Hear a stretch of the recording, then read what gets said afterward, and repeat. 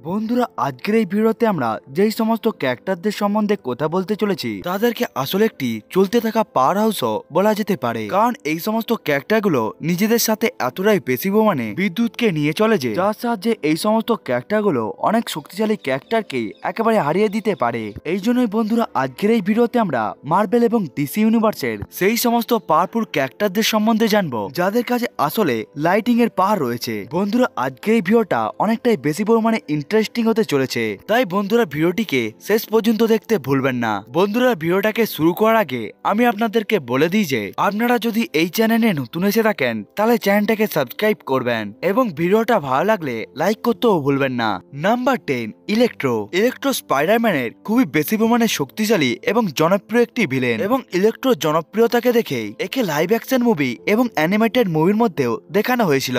Electro অর্থাৎ max ডিরান আসলে একটি ইন্ডাস্ট্রির মধ্যে একটি ইলেকট্রিসিটিয়ান ইঞ্জিনিয়ার ছিল, যে ইলেকট্রিক্যাল পার্টসকে একেবারে মেনটেন করে থাকে। কিন্তু একদিন কাজের সময় ম্যাক্স ডিরান একেবারে একটি অ্যাক্সিডেন্টের শিকার হয়ে যায়, যেখানে সে একটি ইলেকট্রিক মাছের একটি টিউবের মধ্যে একেবারে পড়ে যায়, এবং ওই অ্যাক্সিডেন্টের জন্য ম্যাক্স ডিলানের মধ্যে ইলেকট্রিক্যাল সমস্ত ধরনের পাওয়ার এবং এবিলিটি এসে যায়, এবং এরপরে তার নাম রাখা হয় ইলেকট্রো। ইলেকট্রোর কাছে ইলেকট্রিসিটিকে একেবারে ম্যানিপুলেট করার এবিলিটি রয়েছে, যার ফলে ইলেকট্রো এনার্জিকে একেবারে অ্যাবজর্ব করতে পারে, লাইটিংকে একেবারে প্রজেক্ট করতে পারে, ইলেকট্রিক ব্লাস্টকে একেবারে প্রডিউস করতে পারে, এমনকি ইলেকট্রো হাওয়ার মধ্যে একেবারে উঠতেও পারে। Number 9, flash. বন্ধুরা, ফ্ল্যাশ হলো ডিসি ইউনিভার্সের এমন একটি ক্যারেক্টার যার কাছে আসলে সুপার স্পিডের পাওয়ার রয়েছে। ফ্ল্যাশ আসলে এতটাই বেশি পরিমাণে ফাস্ট হয়ে থাকে যে যাকে ডিসি ইউনিভার্সের স্কারলেট পিচও বলা হয়। ফ্ল্যাশ এত বেশি স্পিডে মুভ করতে পারে যে যার ফলে সে নিজে থেকেই ইলেকট্রিসিটিকে একেবারে জেনারেট করতে পারে, এবং এই জেনারেট করা ইলেকট্রিসিটিকে ফ্ল্যাশ নিজের অস্ত্র হিসাবেও একেবারে ব্যবহার করতে পারে।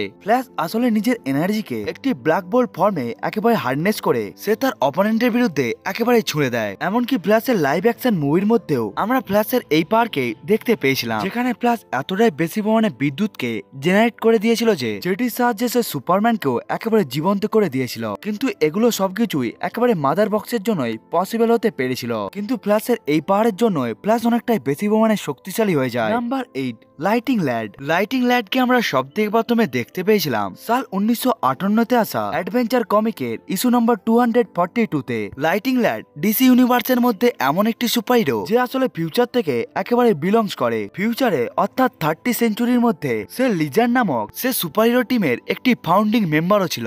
লাইটিং ল্যাডকে লাইট ওয়ায়ার্সও বলা হয়, কারণ এই সুপারহিরোটি নিজের পাওয়ারকে ব্যবহার করে একেবারে ইলেকট্রিসিটিকে জেনারেট করতে পারে, এমনকি সে লাইটিং বোল্টকে ব্যবহার করে অ্যাটাকও করতে পারে। এবং এই সুপারহিরোর কাছে আরো অনেক ধরনের অসাধারণ লেভেলের পাওয়ার এবং এবিলিটি রয়েছে, যেমন এই ক্যারেক্টারটি ইলেকট্রিসিটিকে জেনারেট করার সাথে সাথে সে ইলেকট্রিসিটিকে একেবারে ম্যানিপুলেটও করতে পারে, এমনকি সে ইলেকট্রিসিটিকে একেবারে অ্যাবজর্ব করতে পারে, সে ওয়েদারকে একেবারে কন্ট্রোল করতে পারে, এমনকি সে হ্যান্ড টু হ্যান্ড ব্যাটেলে ফাইটও করতে পারে। Number 7, surge. নোরিকো অসিডা অর্থাৎ সার্জ একটি খুবই পাওয়ারফুল মিউটেন্ট, যে নিজের পেরেন্টস এর কাছ থেকে একেবারে আলাদা হয়ে যাওয়ার পর সে প্রফেসর এক্স এর জেভিয়ার্স ইউনিভার্সিটির মধ্যে একেবারে পড়তে থাকে, এবং সে আগে গিয়ে নিউ মিউটেন্ট টিমকে একেবারে জয়েন করে নেয়। সার্জ একটি মিউটেন্ট হওয়ার জন্য তার কাছে এমন অনেক ধরনের পাওয়ার এবং এবিলিটি রয়েছে যে যার সাহায্যে সে ইলেকট্রিসিটিকে একেবারে অ্যাবজর্ব করতে পারে, এবং সে ওই এনার্জিকে একেবারে কন্ট্রোল করতে পারে, এমনকি সে লাইটিংকে চ্যানেল করে একেবারে অ্যাটাকও করতে পারে। সার্জ নিজের হাতের সাহায্যে লাইটিং ব্লাস্টকেও একেবারে প্রডিউস করতে পারে, এমনকি সে লাইটিং চ্যানেলকে একেবারে প্রডিউস করে সে খুব তাড়াতাড়ি একটি জায়গা থেকে আরেকটি জায়গার মধ্যে মুভও করতে পারে। এমনকি সে কমিকের মধ্যে নিউ ইয়র্ক থেকে মাউন্ট এভারেস্টের দূরত্বকেও কয়েক মিনিটের মধ্যেই একেবারে কভার করে নিয়েছিল।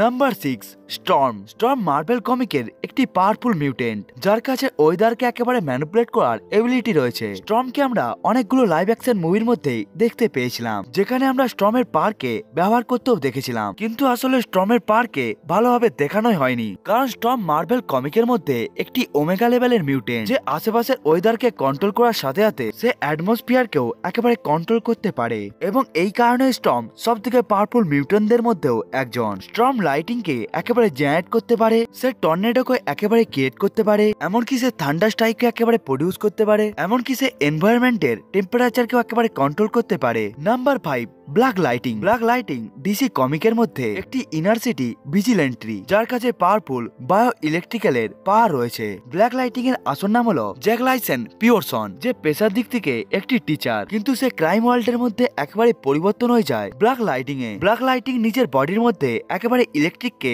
জেনারেট করতে পারে, এমনকি সে ইলেকট্রিককে একেবারে ম্যানিপুলেট করতে পারে। এসবকে ছাড়াও সে ইলেকট্রিক ব্লাস্টকে একেবারে প্রডিউস করতে পারে, ফোর্স ফিল্ডকে একেবারে উৎপন্ন করতে পারে, টেলিকাইনেসিসকে একেবারে ব্যবহার করতে পারে। এমনকি তার অপোনেন্টের উপর যদি এই সমস্ত অ্যাটাকের কোন রকম প্রভাব পড়ে না, তখন সে ফাইটিং স্কিলেও অনেকটাই বেশি পরিমাণে এক্সপার্ট। এই জন্যই সে হ্যান্ড টু হ্যান্ড ব্যাটেলও করতে পারে। নাম্বার 4, স্যাজাম অর্থাৎ বিলি ওয়াটসন আসলে একটি ছোট ছেলে, যে নিজের পাওয়ারকে পেয়েছিল স্যাজাম উইজার্ডের কাছ থেকে। এবং যখনই বিলি ওয়াটসন ওই উইজার্ডের নামকে একেবারে নিয়ে থাকে, অর্থাৎ সে যখন একেবারে স্যাজাম বলে থাকে, তখনই একটি থান্ডারবোল্ট লাইট তার কাছে গিয়ে পড়ে যায় এবং এরপরে সে একটি এটা সুপারহিরোতেও পরিণত হয়ে যায় এবং এরপরে তার নাম হয় স্যাজামের কাছে 6টি গ্রিক গডের পাওয়ার রয়েছে, যেটি হলো সোলোমনের উইজডম, হারকিউলিসের স্ট্রেংথ, অ্যাটলাসের স্ট্যামিনা, জিউসের পাওয়ার, অ্যাকিলিসের কারেজ এবং মার্কিউরির স্পিড। স্যাজাম সুপার ন্যাচারালি অনেকটাই বেশি পরিমাণে পাওয়ারফুল। স্যাজাম পাওয়ারফুল হওয়ার সাথে সাথে সে ম্যাজিককেও একেবারে ব্যবহার করতে জানে, কিন্তু স্যাজামের যেই পাওয়ারটি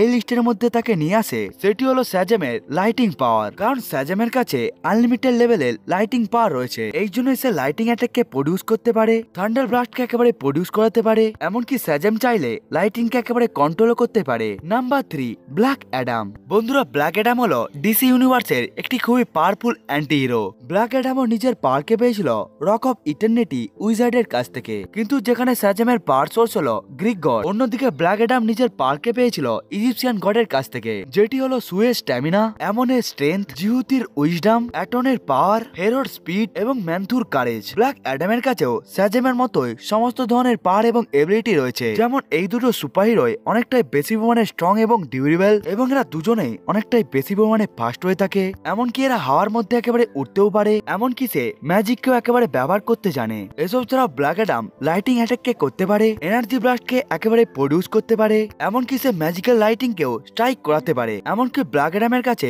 আরো অনেক ধরনের পাওয়ার এবং এবিলিটি রয়েছে, যেমন সে তার ইঞ্জুরিগুলোকে খুব তাড়াতাড়ি হিল করে নিতে পারে, সে যে কোনো তাপমাত্রার মধ্যেই নিজেকে সার্ভাইভ করে নিতে পারে, এমনকি সে টেলিকাইনেসিস পাওয়ারকে ব্যবহার করে সে যে কোনো জিনিসকে একেবারে না ধরেও একেবারে কন্ট্রোল করতে পারে। নাম্বার 2, জিউস হলো অলিম্পিয়ান গডের রুলার, যে আসলে অলিম্পাসের উপরে একেবারে রুল করে থাকে। জিউস সমস্ত প্রকার অলিম্পিয়ান গডের মধ্যে সব দিকে সুপিরিয়র হয়ে থাকে, এমনকি জিউসকে god of the heaven, god of sky এবং গড অফ ওয়েদারও বলা হয়। জিউস একটি গ্রিক গড হওয়ার জন্য জিউস সুপার হিউম্যানলি অনেকটাই বেশি পরিমাণে পাওয়ারফুল, এমনকি এর কাছে সমস্ত ধরনের সুপার হিউম্যান এবিলিটিও রয়েছে, যেমন super human strength, super human durability, super speed, advance stamina এবং হিলিং ফ্যাক্টর। এমনকি জিউস স্ট্রেংথের দিকে শুধুমাত্র তার ছেলে হারকিউলিসের থেকেই পিছনে রয়েছে, কারণ হারকিউলিস হলো গড অফ স্ট্রেংথ, এই জন্য হারকিউলিস স্ট্রেংথের দিকে সব থেকে আগিয়ে রয়েছে। এসব ছাড়াও জিউস লাইটিংকে একেবারে কন্ট্রোল করতে পারে, সে লাইটিংকে একেবারে ম্যানিপুলেট করতে পারে, এমনকি সে লাইটিং এর সাহায্যে কারো উপরে একেবারেই অ্যাটাক করতে পারে। যেহেতু জিউস হলো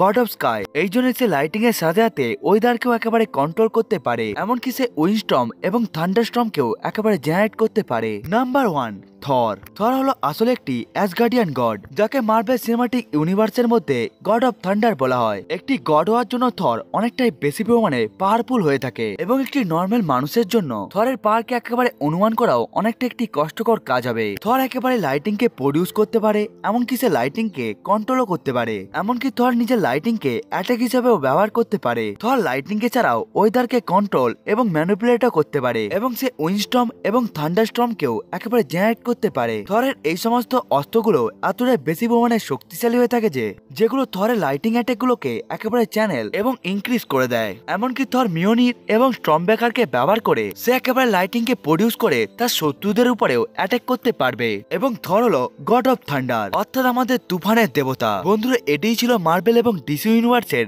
10টি ক্যারেক্টার যাদের কাছে আসলে থান্ডারের পাওয়ার এবং এবিলিটি রয়েছে। বন্ধুরা, আপনাকে এই লিস্টটি কেমন লেগেছে সেটিকে আপনারা কমেন্ট করে বলতে ভুলবেন না।